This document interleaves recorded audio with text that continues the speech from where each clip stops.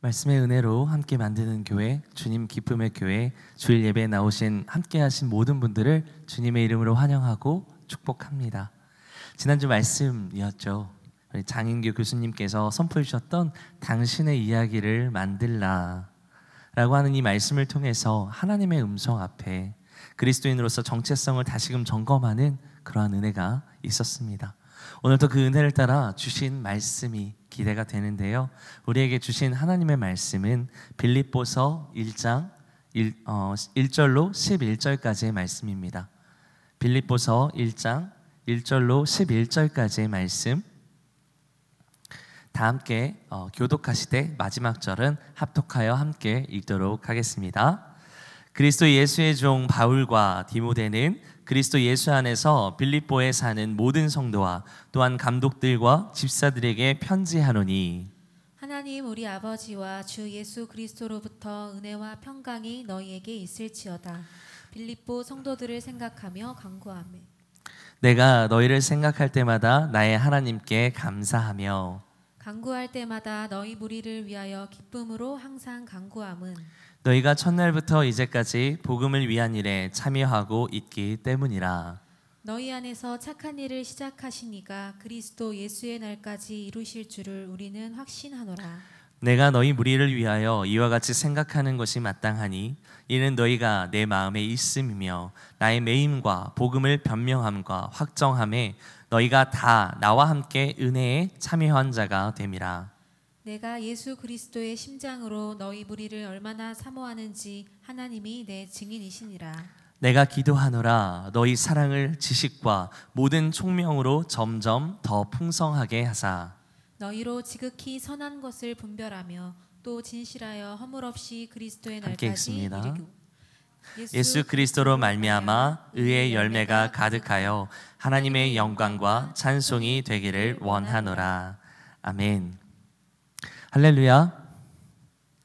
오늘 하나님의 기쁨이 되었던 이 빌립보 교회를 향한 바울의 서신을 통하여서 복음으로 세워진 공동체라는 제목으로 은혜의 말씀 우리 함께 나누기를 원합니다.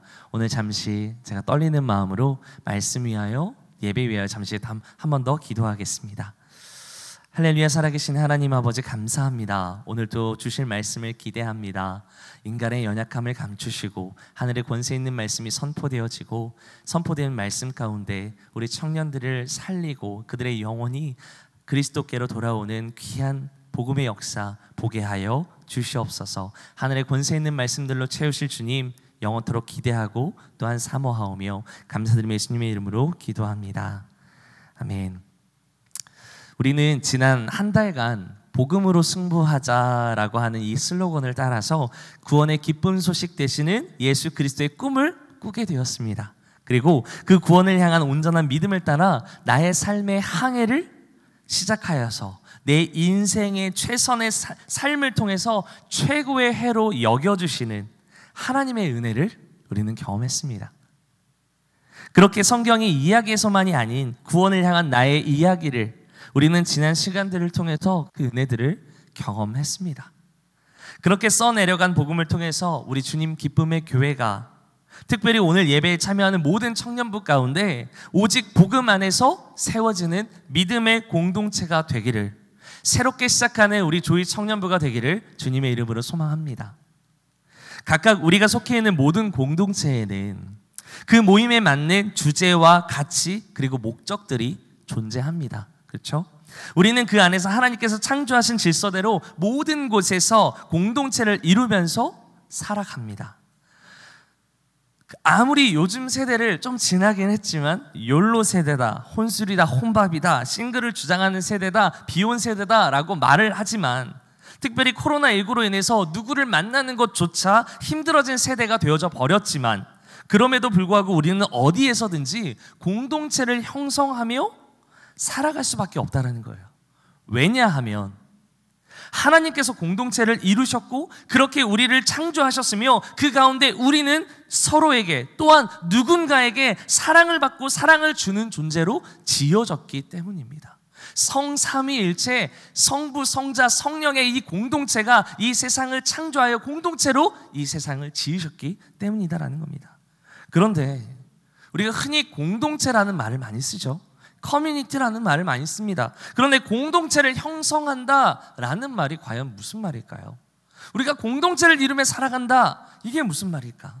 물론 많은 정의와 기준들이 존재하겠지만 세상에서는 기본적으로 이렇게 정의를 내리고 있어요. 공동체란 특정한 사회적 공간에서 공통의 가치와 유사한 정체성을 가진 사람들의 집단이다라고 정의를 합니다.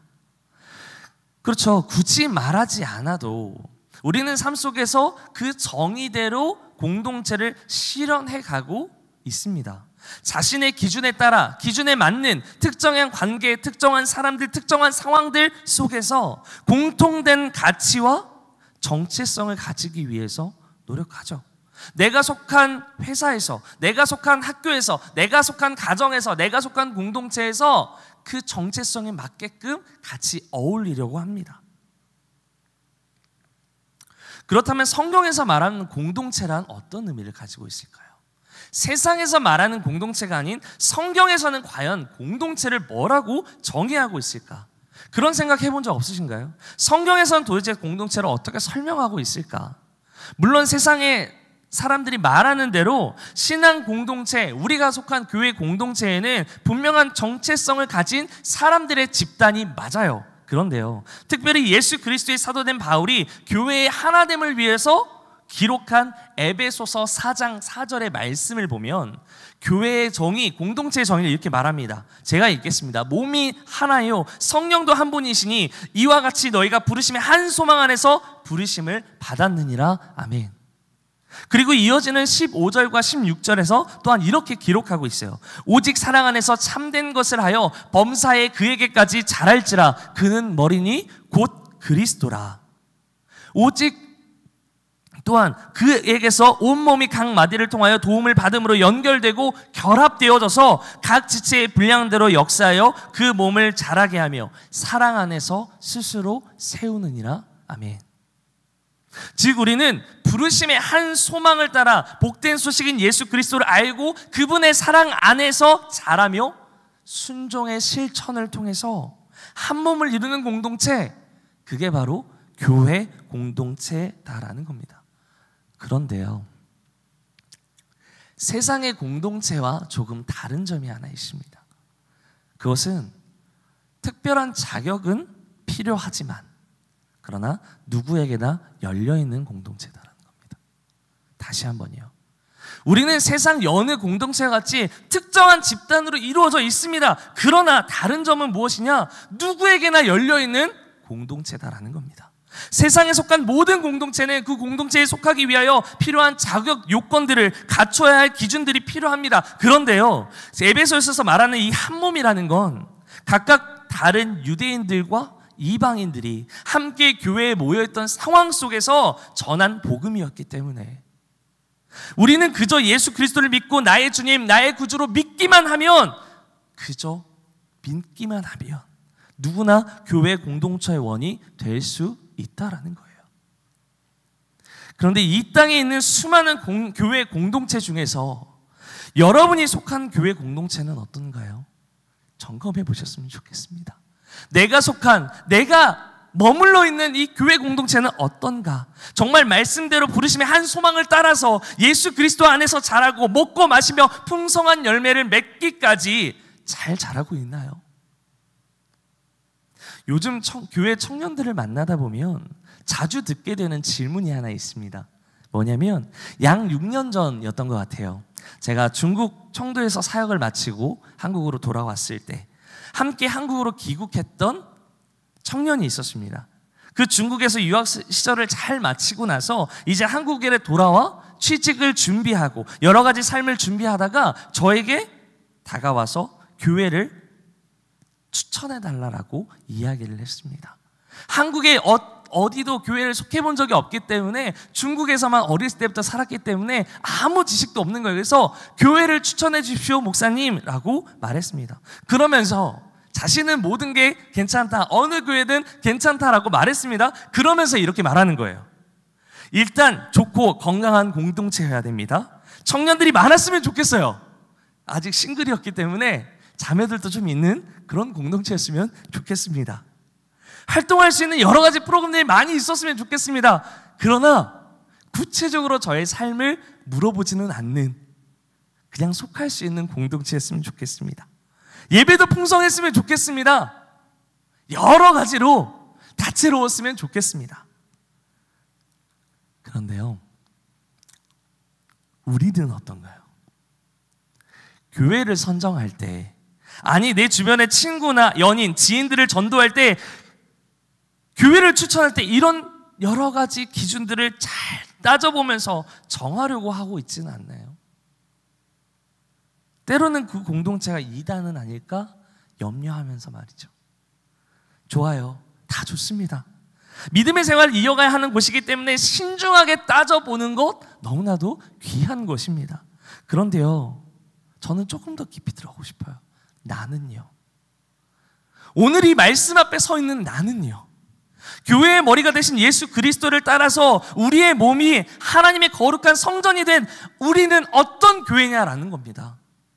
우리가 외관상 보여지는 교회를 바라보면서 따지고 외치고 어떤 교회였으면 좋겠다라고 말을 하면서 정작 내 몸이 하나님의 거룩한 성전임을 우리는 잊고 살아갈 때가 있어요. 나는 어떤 교회냐라는 거예요. 교회의 크기, 색깔, 믿음 생활을 하는 사람들, 믿음 생활을 함에 있어서 필요한 여러 가지 조건들을 그렇게 따져가면서 정작 나의 삶은 예수 그리스도께서 세우신 몸의 교회로, 몸된 교회로, 하나님의 성전으로 얼마나 온전히 서 있느냐라는 겁니다. 오늘 본문 말씀에 빌립보 교회를 향한 사도 바울의 이 권면은 빌립보 교회를 향해서도 있지만 더 구체적으로는 자신과 함께 믿음으로 복음에 동참한 그리스도의 사람들, 믿는 저와 여러분들을 향해서 권면하고 있는 말씀이다라는 겁니다. 오늘 우리에게 주신 이 말씀을 통해서 복음으로 충만한 나, 복음으로 세워지는 조이 청년부가 되기를 간절히 소망합니다. 오늘 본문 말씀에 그렇다면 어떻게 하면 복음으로 충만해질 수 있을까요? 어떻게 하면 에베소서에서 말한 것처럼, 빌립보의 교회의 성도들처럼 어떻게 하면 복음으로 세워지는 믿음 공동체가 될 수 있을까요? 이제 앞으로 조이 청년부 회복을 놓고 함께 기도하며 청년들이 일어나고 있습니다. 그 과정 가운데 오늘 이 말씀이 여러분의 삶의 지표가 되었으면 좋겠어요. 여러분의 삶의 기준이 되었으면 좋겠어요. 나는 어떤 교회인가? 우리는 어떤 교회를 이루며 공동체를 세워가야 하는가? 빌립보 교회를 향한 바울의 이 권면의 말씀을 통해 복음 안에서 온전한 공동체를 세우기 위한 필요한 첫 번째가 있습니다. 그것은 나는 그리스도 예수의 종이다 라고 하는 인식이 필요합니다. 다시 한번, 복음 안에 온전한 공동체를 이루기 위해서 필요한 첫 번째는 나는 그리스도 예수의 종이라는 인식이 필요합니다. 우리 다 함께 본문 1절로 2절 말씀 다시 한번 읽어보도록 하겠습니다. 1절로 2절입니다. 그리스도 예수의 종 바울과 디모데는 그리스도 예수 안에서 빌립보에 사는 모든 성도와 또한 감독들과 집사들에게 편지하노니 하나님 우리 아버지와 주 예수 그리스도로부터 은혜와 평강이 너희에게 있을지어다. 아멘. 먼저 말씀 앞에서 바울은 자신을 1절에 그리스도 예수의 종이다 라고 소개를 합니다. 그런데 이 부분이 조금 특이해요. 왜냐하면 바울이 기록한 이 서신서들에서 자신을 소개할 때 어떨 때는 자신을 사도로, 어떨 때는 종으로 소개하고 있다는 거예요. 특별히 자신을 사도로 소개한 고린도 교회나 갈라디아 교회나 이 등등 이 교회에서는 여러 가지 분쟁이 있었습니다. 바울이 복음을 전하기 위해서 3차에 걸친 총 3번에 걸친 선교 여행을 다니던 그 당시에 이를 시기하던 사도 바울을 쫓아서 그 복음을 쫓아서 다니던 그 무리를 바라보면서 이를 시기하던 유대교의 율법학자들, 바리새인들, 유대교의 지도자들, 흔히 내가 잘났다 말하는 그 무리의 집단들, 이들이 바울의 행적을 쫓으면서 사도성을 운운하면서 이를 방해했기 때문에 바울은 자신의 사도성이 땅에서 온 것이 아니라 하늘에서 온 것이요 예수 그리스도께 직접 계시를 받은 자이기 때문에 사도성을 명백히 드러냈어야만 했었어요. 자신을 변론하기 위해서 사도라는 게 필요했다라는 거예요. 그런데 지금 전하는 복음이 참된 진리임을 드러내기 위해서 사도로서 밝혔습니다. 그런데요, 솔직히 좀 딱딱하잖아요. 이 사도라고 하는 말, 나는 사도 바울이요라고 하는 말이 가르치는 율법학자와 크게 우리가 다가오는 게 딱딱하게 느껴질 수 있다는 거예요. 제가 여러분 앞에 율법학자나 선생으로서만 존재한다면 어떨 것 같나요?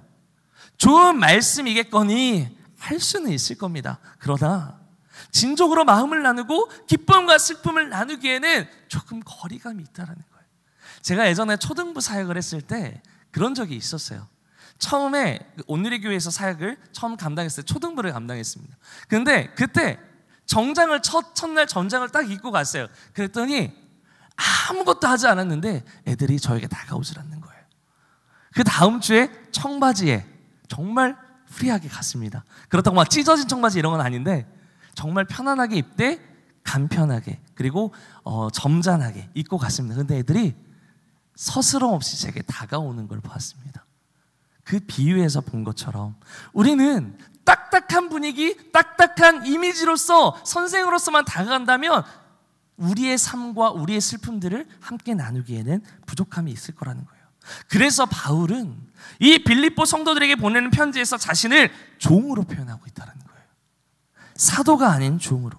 헬라어로 드로스라고 하는 이 말하고 있는 이 종이라는 말은요, 자신에게는 의사결정이 없고 주인의 뜻에 완전히 복종하여야 하는 노예다라고 하는 뜻이에요. 그런데 바울은 자기 자신 스스로를 이렇게 말하고 있다는 거예요. 그리스도 예수의 종, 즉 그리스도의 뜻에 순종하고 봉사하는 자임을 소개하면서 예수 그리스도를 믿는 빌립보 교회 성도들과 똑같은 일꾼으로 격려하기 위해서 이 편지를 썼다라는 거예요. 나도 너희와 똑같은 죄인이고 나도 너희와 똑같은 종이야. 나도 교회를 위하여 복음을 위하여 똑같이 수고하고 있는 종이야 라고 말이죠. 그래서 2절 말씀에 그리스도 예수 안에 속한 너희 모두에게 값없이 주어지는 예수 그리스도의 구원의 은혜, 지금도 살아계셔서 나의 삶의 평강, 샬롬으로 찾아오시는 예수 그리스도와 함께 하심이 가득하기를 축복하고 있다는 겁니다. 우리는 이러한 바울의 교제를 나의 삶에 점검해 볼 필요가 있습니다. 우리는 이 세대를 향해서, 한국 교회를 향해서, 공동체를 향해서 하나됨을 이루자라고 말을 합니다. 손가락질하면서 왜 하나 되지 못하냐라고 말을 합니다. 그러면서 이기주의자들을 향해서 손가락질하면서 분단된 국가, 지역 간의 갈등, 공동체의 와해를 바라보면서 안타까워하면서 정작 나의 기준으로 성도들을 대하고 나의 생각대로 아무렇게나 말하고 나의 경험대로 공동체 원임을 이끌어내 가려고 하고 있지는 않은지 반드시 점검해 보셨으면 좋겠습니다. 그럼에도 불구하고 나의 생각, 나의 기준들이 맞다고 한다면 우리는 결코 하나 될 수 없다라는 거예요. 나 혼자만 특별한 기준을 가진 사람이 아니라 우리 모두는 예수 그리스도의 뜻에 절대적으로 순종해야 하는 그리스도 예수의 종이다라고 하는 분명한 정체성을 가질 때 우리는 하나 될 수 있는 거예요. 예수 그리스도의 몸된 공동체, 하나된 공동체를 이루기 위해서 나의 뜻이 아닌 서로 사랑하라라고 말하는 하나님의 뜻에 나의 시선을 맞추고 나의 정체성을 새롭게 하게 되는 은혜가 있게 되기를 주님의 이름으로 소망합니다. 복음 안에서 온전한 공동체를 세우기 위해 나의 정체성이 그리스도 예수의 종으로서 복음 안에서 한 마음이 되었다면 이제 두 번째로 필요한 게 있습니다. 그것은 복음 안에서 교제해야 한다라는 겁니다. 다 함께 본문 6절 말씀 함께 읽어볼까요? 6절입니다. 너희 안에서 착한 일을 시작하신 이가 그리스도 예수의 날까지 이루실 줄을 우리는 확신하노라. 아멘. 바울은요, 빌립보 교회 성도들을 생각할 때마다 하나님께 감사했습니다. 그리고 마음을 다해서 그들의 믿음 생활과 모든 필요를 위해 기쁨으로 간구했습니다. 왜요? 5절에 이렇게 표현합니다. 그들이 첫날부터 이제까지 복음을 위한 일에 함께 참여하고 있기 때문이라. 바울이 얻은 이 기쁨은 어떻게 얻은 걸까요? 어떻게 그들을 향해서 지금 실제 같이 있지도 않은데 그들을 향해서 감옥에서 그들을 바라보면서 기뻐하고 그들을 위해 간구할 수 있었을까?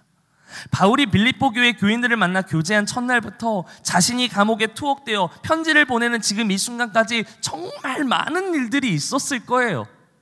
빌립보 교회가 자신과의 그 교제 가운데 든든히 서가고 있는 그 모습들을 바라볼 때, 선교 활동을 하는 이 바울을 향해서 끊임없이 헌금을 보내주어서 그리스도의 고난에 동참한 그들의 헌신들을 바라보았을 때, 사도 바울을 돕기 위해서 교회에서 파송된 에바브로디도가 병에 걸렸다가 하나님의 은혜로 완치된 것을 보았을 때 등 기쁜 일도 있었지만 슬프고 속상한 일도 참 많이 있었을 거예요.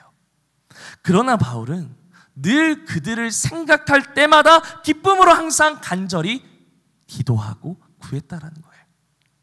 이들이 서로 떨어져 있고 바울은 특히 로마 감옥에 투옥되어 가진 고난 가운데 있었을 텐데 어떻게 서로를 기쁨으로 생각하며 간구할 수 있었을까?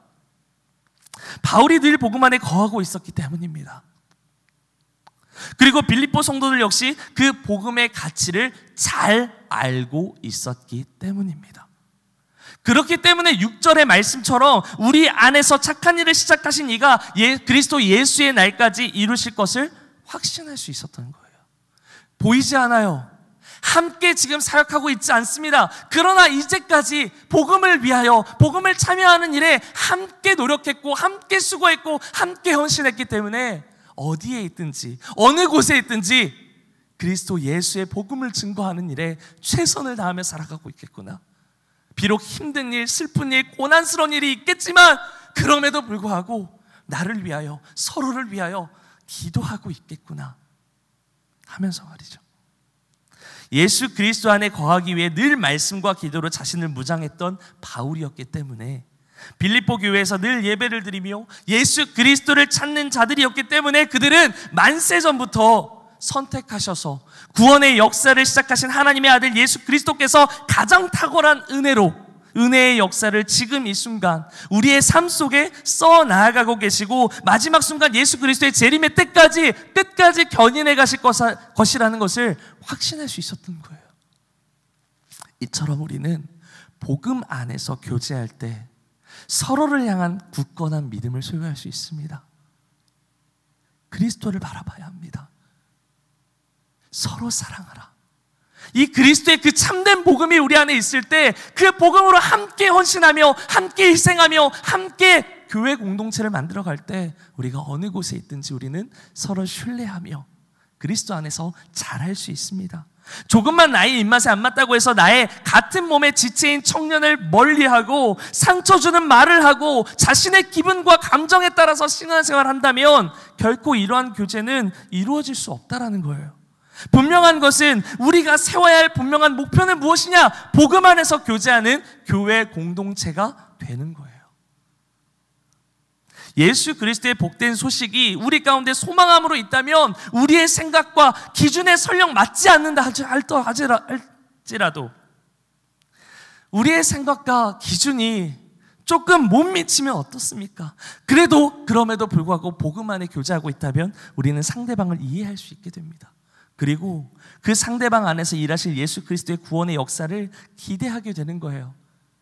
저 사람에게 저런 허점이 있지만 약점이 있지만 우리 다 있잖아요. 그러나 능력의 왕 되신 그리스도께서 산소망이 되신 그리스도께서 영원한 생명을 주기 위하여 우리 가운데 나에게 오신 그 예수 그리스도께서 저 사람을 살리지 않을까? 저 영혼을 긍휼히 여기셔서 세우지 않을까?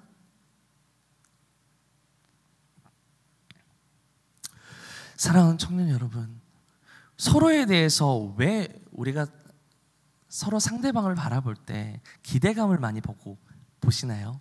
아니죠. 보통은 기대감을 보지 않은 채 상대방을 바라봅니다. 그런데 왜 그럴까요? 자신의 기준과 생각, 자신의 입맛대로 판별하고 판단해버리기 때문에 그래요. 복음 안에서 교제하고 있지 않기 때문에 하나님이 하신 일들에 대한 소망함도 기대감도 사라져버리는 겁니다. 왜요?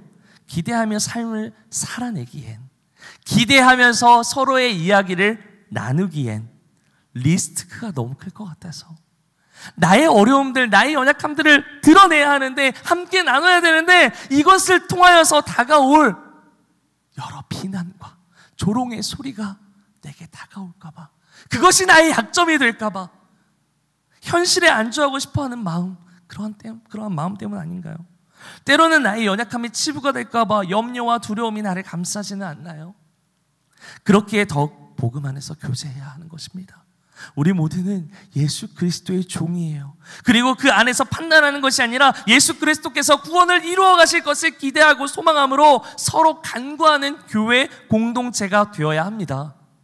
늘 기쁨으로 빌립보 성도들을 위해 간구했던 바울처럼 상황이 어떠하든지 삶이 어떠하든지 늘 복음 안에서 예수 그리스도께서 이루어 가실 일들을 바라보며 소망하는 복된 교제가 우리 안에 풍성하게 이루어지게 되기를 주님의 이름으로 소망합니다.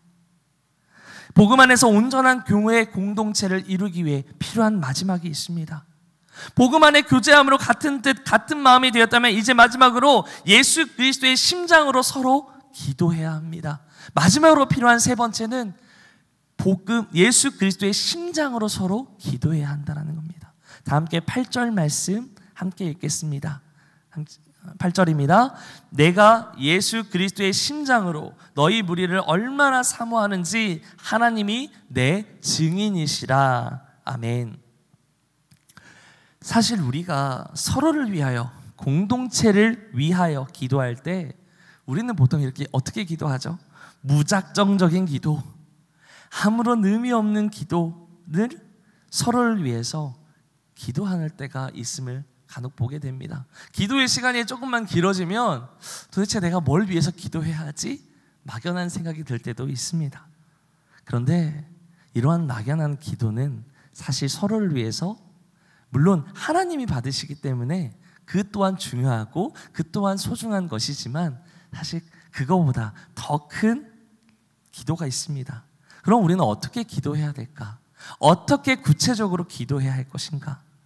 진정한 교회를 이루고 내가 진짜 하나님이 원하시는 교회가 되기 위해서는 예수 그리스도의 심장으로 서로를 위해서 기도해야 되는 거예요. 기도를 할 때 우리의 마음가짐이 어떠해야 되느냐? 예수 그리스도의 심장, 그리스도의 마음으로 기도해야 한다는 겁니다. 헬라어로 스플랑크논이라고 말하고 있는 이 심장이라는 이 단어는요, 체내에 있는 중요한 내장을 종합적으로 지칭하는 뜻입니다. 그런데요, 성경에서는 주로 애정 또는 자비 등의 상징적인 의미로 쓰는 경우들이 많이 있습니다. 즉 이를 풀어보자면 이렇습니다. 이는 예수 그리스도의 마음, 애정, 긍휼하심을 가리켜 말한다라는 거예요. 우리 모두는 죄인입니다. 그렇죠? 그렇기 때문에 우리가 서로 상대방을 위하여 생각하며 기도할 때 우리는 내가 정한 시간과 뜻에 맞게 내 필요와 입맛에 맞게 기도할 때가 많이 있어요. 그러나 진정 예수님의 마음으로 옆에 있는 공동체를 위하여 그 공동체 원을 서로 바라볼 때 사랑함으로 기도할 수 있게 되는 거예요. 예수님의 마음으로 기도할 때. 왜요?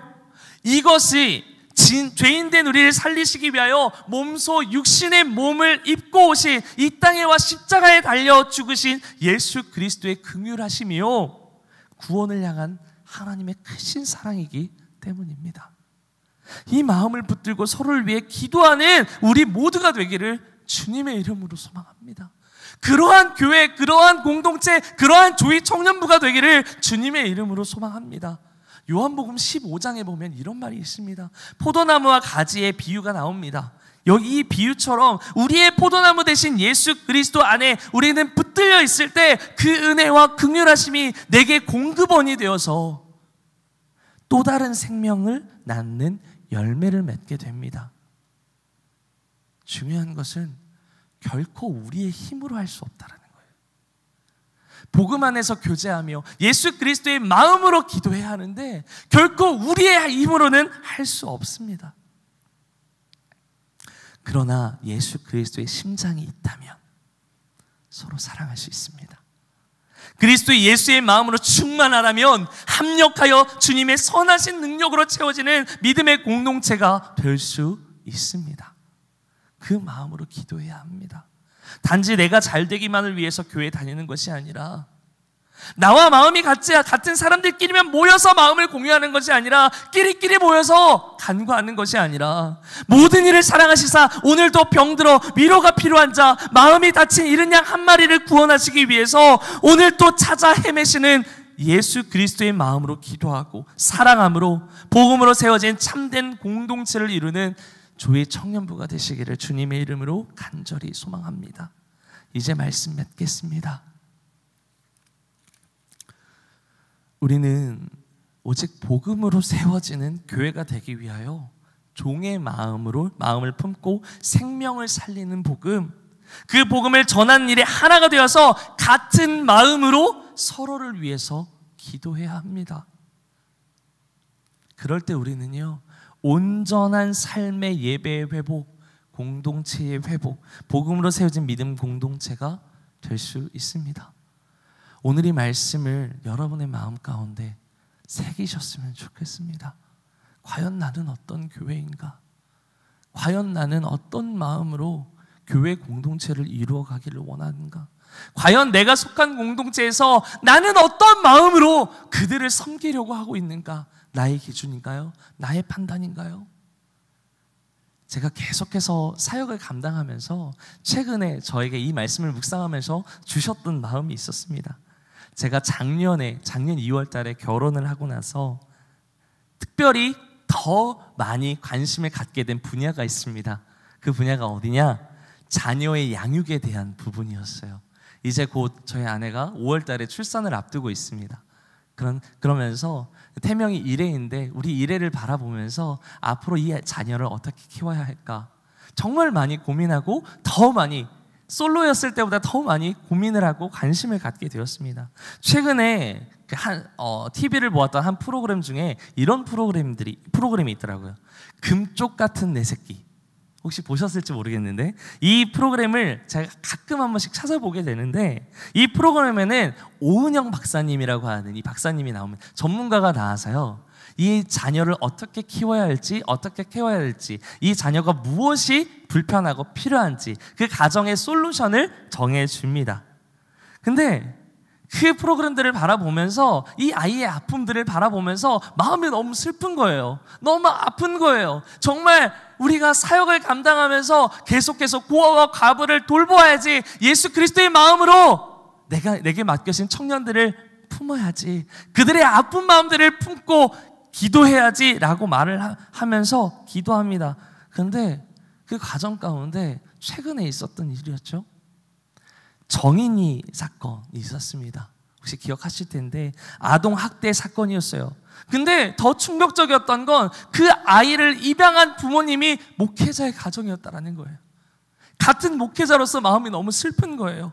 근데 그 입양 이유가 무엇이냐? 물론 다양한 이유가 있겠지만 그 본질적으로 입양 이유는 내 집 마련을 위해서, 청약 1순위가 되기 위해서, 자녀가 다자녀가 되면 조금 더 높은 점수를 받기 때문에 그래서 자녀를 입양했다라는 거예요. 너무나도 가슴이 아팠습니다. 그 모습을 보면서 나는 무슨 마음으로, 나는 어떤 마음으로 내게 맡겨진 양들을 케어하고 있을까? 저도 늘 고민해요. 늘 결심해요. 늘 고아와 과부를 돌보겠다고 고백합니다. 교회 공동체에 와서 주일 예배를 와서 말씀을 들으면서 늘 사모하면서 예수 그리스도의 마음을 나에게 달라고 하나님 앞에 고백하고 청년들에게 권면합니다. 그런데 그러면서 정작 내 모습은 나도 그들과 똑같이 내 집 마련에 급급해하는 모습을 보게 됩니다. 태어날 우리 아이들을 위해서 개인적인 생각들을 내 안에 가득함을 보게 됩니다. 늘 예수 그리스도의 마음으로 교회를 세워야 하는데, 늘 예수 그리스도의 마음으로 그들을 위하여 기도해야 되는데 내 삶이 너무 팍팍해서, 내 현실이 너무 팍팍해서 그래서 돌보지 못했습니다. 오늘 이 말씀이 여러분에게 어떤 기준이 되시나요? 우리는 주님의 마음을 가져야 합니다.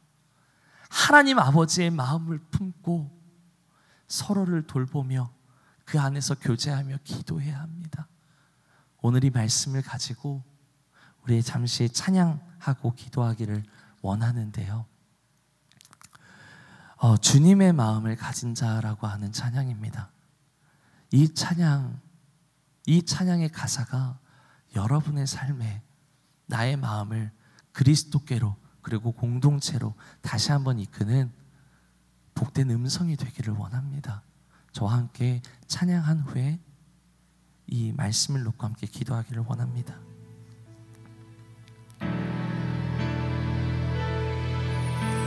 주님의 마음을,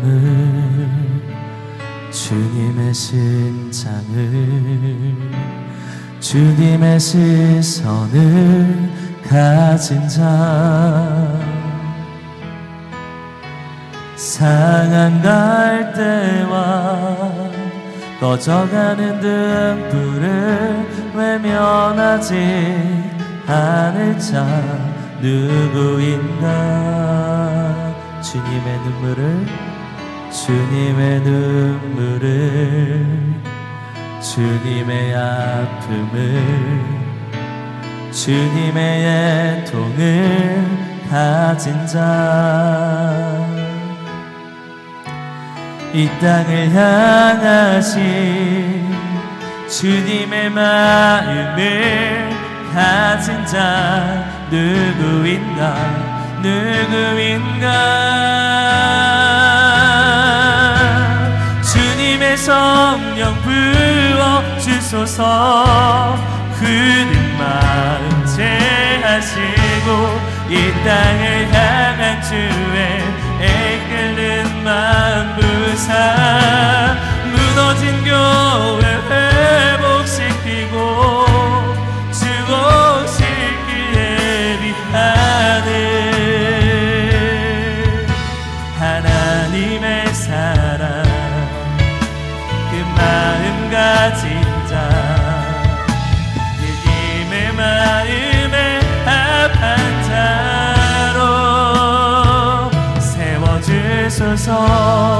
이 가사가 여러분의 고백이 되었으면 좋겠습니다. 이 시간 다시 한번 고백할 때 주님의 마음을 가진 자, 주님의 마음을, 주님의 심장을, 주님의 시선을 가진 자, 상한 갈대와 꺼져가는 등불을 외면하지 않을 자 누구인가. 주님의 눈물을, 주님의 아픔을, 주님의 애통을 가진 자, 이 마음으로 함께 고백합시다. 이 땅을 향하신 주님의 마음을 가진 자 누구인가, 누구인가. 주님의 성령 부어주소서.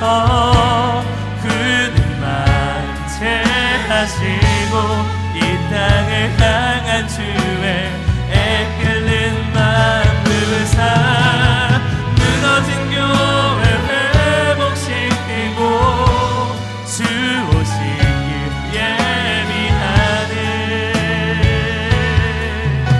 하나님의 사랑, 그 마음 가진 자, 예수님의 은혜 합한 자로 주님의 성령 부어주소서. 주님의 성령 부어주소서. 그는 마음 채하시고 이 땅을 향한 주의 애끓는 마음 부사 무너진 교회 회복시키고 주 오실 길 예비하는 하나님의 사랑, 그 마음 가진 자, 주님의 마음에 합한 자로 세워주소서. 이 마음을 품었으면 좋겠습니다. 오늘 이 시간 기도할 때 사랑하는 여러분, 그리고 함께 온라인으로 예배하는 모든 성도님들, 진정 여러분이 세우고자 하는 예배자의 삶은 무엇입니까? 진짜 여러분이 세우고 싶은 그런 교회는 과연 어떤 교회입니까? 우리는 남의 다른 교회를 바라보면서 다른 사람의 실패와 허물을 바라보면서 손가락질하고 직책하지만 정작 하나님의 거룩한 성전이라고 말하는 나는 어떤 교회가 되기를 원하십니까? 오늘 이 시간은 이 주님의 마음을 가진 자라는 이 찬양의 가사를 깊이 생각하시면서, 주님, 나는 주님의 종입니다. 나의 생각과 의지를 관찰하는 인생이 아니라 더 낮아지고 겸손한 자가 되게 하여 주시옵소서. 그래서 서로의 생각과 주관으로 서로 물고 뜯는 사이가 아니라 죄인된 나를 끝까지 사랑으로 품으시며 충성되이 여겨주시며 믿어주시는 예수 그리스도를 바라보며 서로 배려하고 신뢰함으로 같은 뜻 같은 마음을 품는 공동체, 하나됨을 이루는 공동체 되게 해달라고 이 시간 주여 한 말씀과 통성을 함께 기도하겠습니다. 주여, 할렐루야. 살아계신 하나님 아버지, 이 시간 기도하며 주님 앞에 나아가기를 원합니다. 하나님 아버지, 우리가 교회를 세우며 공동체를 이루어 나갈 때 하나님 아버지, 우리가 먼저는 기도하며 하나님 주님의 마음을 내 안에 품는 자가 되게 하여 주시옵소서. 하나님, 우리 주의 청년부가 하나님 새롭게 세워지가며 아버지 회복되어져가는 모든 과정 가운데 하나님, 나는 어떤 교회입니까? 나는 어떤 마음으로 교회를 섬기며 아버지 서로를 돌보며 지체를 돌보며 살아가고 있습니까? 하나님 아버지, 오늘 이 시간 나의 모든 삶이 하나님 앞에 온전히 회개함으로 나아갈 때 하나님 아버지 주님의 마음을 닮은 자 되게 하여 주시옵소서. 하나님 아버지, 복음으로 나아가 아버지 나는 주님의 종입니다. 아버지, 나의 생각과 나의 의지를 나를 내려놓고 아버지 겸손한 자가 되게 하여 주시옵소서. 더 낮아지는 자가 되게 하여 주시옵소서. 하나님 아버지, 그리스도의 복음으로 말미암아 세워지는 교회 공동체 되게 하여 주시옵소서. 하나님 아버지, 남들은 나를 무시하고 나를 버리고 나를 판단하고 내게 구분 짓는다 할지라도 하나님 아버지, 끝까지 나를 믿어주시는 하나님, 끝까지 나를 생각하시며 그리스도의 그 십자가의 보혈로 말미암아 끝까지 품어주시는 예수 그리스도의 마음으로 하나님 다시 한번 일어나는 조이 청년부가 되게 하여 주시옵소서. 내 안에 있는 모든 그리스도에 향한 그 복음의 열정이 다시 한번 일어나 아버지 이 세대를 깨우는 조이 청년부로 이 세대를 꿈꾸는 아버지 그리스도의 사람들로 다시 한번 세워지는 아버지 그런 공동체 되게 하여 주시옵소서. 같은 마음 같은 뜻을 품고 하나님을 이루는 공동체로 세워지는 믿음의 공동체 되게 하여 주시옵소서. 우리 한 가지만 더 기도했으면 좋겠습니다. 물론 그들의 아픔과 치유와 회복을 위해서 기도해야 되는 거 있을 겁니다. 그러나 그보다 먼저 더 본질적인 것을 위해서 우리 좀 기도했으면 좋겠습니다. 좀 서로를 위해서 기도했으면 좋겠습니다. 나를 위한 기도는 많이 하잖아요. 나의 잘됨과 나의 형통함을 위해서는 우리 많이 기도하잖아요. 그러나 얼마나 내 옆에 있는 지체들을 위하여 기도했습니까? 얼마나 그들의 인생이 그리스도 안에서 잘 되기를 기도해 보았습니까? 특별히 이 두 가지를 위해서 기도해 주셨으면 좋겠습니다. 첫 번째는 그들의 지식이 풍성해지기를 기도해 주십시오. 이 지식은 세상에 지을 수 없는 지식입니다. 그노시스의 세상의 지식이 아니라 그 세상의 지식 위에 더해진 에피그노시스, 하나님을 아는 지식으로 풍성해지는 청년부가 되기를 원합니다. 또한 총명함을 위해서 기도해 주시기를 바랍니다. 이 총명함은 통찰력과 분별력을 말하는 건데, 통찰력은 솔로몬이 구했던 지혜였어요. 솔로몬이 하나님 앞에 이렇게 구했습니다. 그가 왕이 되었을 때 하나님 앞에서 아버지, 이는 당신의 백성들입니다. 이는 아버지의 백성들입니다. 하나님의 백성을 다스릴 수 있는 지혜를 내게 주옵소서. 사람들의 마음을 아는 창조주 아버지께서 그들의 마음을 이해하고 헤아리며 배려하고 읽을 수 있는 마음을 내게 주옵소서. 그래서 하나님은 사람의 마음을 헤아릴 수 있는 지혜를 주셨던 거예요. 그게 바로 통찰력입니다. 그리고 또한 분별력을 위하여 기도해야 됩니다. 이 분별력은 로마서 22장 2절 말씀처럼 이 세대를 본받는 삶이 아니라 그리스도로 말미암아 마음을 새롭게 하고 변화를 받아 하나님의 선하시고 기뻐하시고 온전하신 뜻이 무엇인지 분별하여 살아가는 삶입니다. 하나님, 이 세대의 문화, 이 세상의 가치관을 따라 살아가는 삶이 아니라 오늘 또 그리스도의 복음으로 충만하여져서 그리스도께 말씀으로 분별하여져서 이 세상을 살아낼 수 있는 우리 청년부 되게 하여 주시옵소서. 하나님, 우리의 모든 인생의 아픔과 고난과 슬픔 가운데 하나님, 먼저 우리는 아버지께 나의 시선을 맞추고 나의 마음을 맞추고 아버지, 그들에게 하나님을 아는 지식 그리고 분별력과 통찰력을 그들에게 허락하여 달라고 우리 조의 청년부 모든 청년들을 위하여서 우리 다시 한번 주여 외치시고 통성을 함께 기도하겠습니다. 하나님, 살아계신 하나님 아버지, 오늘 이 시간 말씀을 기억하며 주님의 마음을 내 마음이 되어지기를 원합니다. 구하와 과부를 향하여, 나보다 조금 더 낮은 자를 향하여 손가락질하는 인생이 아니라 비판하고 판단하고 정죄하는 인생이 아니라 세상의 문화와 그 가치를 쫓아 경쟁 사회를 쫓아 남을 밟고 일어나는 그러한 세대가 아니라 포스트 모더니즘 가운데 진리가 사라진 채 무엇이 진리인지 알지도 못한 채 허망하게 살아가는 인생이 아니라 오늘도 하나님 아버지의 마음을 품고 온 열방을 품는 우리 모든 조의 청년부가 되기를 원합니다. 하나님의 사랑이, 예수 그리스도의 그 복된 소식이 우리 안에 온전히 심겨져서 나는 그리스도의 종입니다. 오늘 또 낮아짐으로 겸손함으로 주님 교회를 세워가게 하여 주시옵소서. 아버지, 그 복음으로 말미암아 교제하기를 원합니다. 우리가 어느 곳에 있든지 누구와 있든지 늘 예수 그리스도께서 나를 위하여 자신을 내어주신 것처럼 하나님, 그 복음 안에서 끝까지 믿고 신뢰하며 교제할 수 있는 복된 공동체 되게 하여 주시옵소서. 하나님, 솔로몬이 구했던 그 통찰력을 우리에게 허락하시사 서로의 아픔을 바라보고 그 아픔 가운데 서로를 위하여 기도하며 간구하며 하나님, 그렇게 서로를 세워가는 믿음의 공동체 조의 청년부가 될 수 있도록 주님 인도하여 주시옵소서. 그렇게 역사하실 주님 찬양하오며 감사드리며 예수님의 이름으로 기도합니다. 아멘.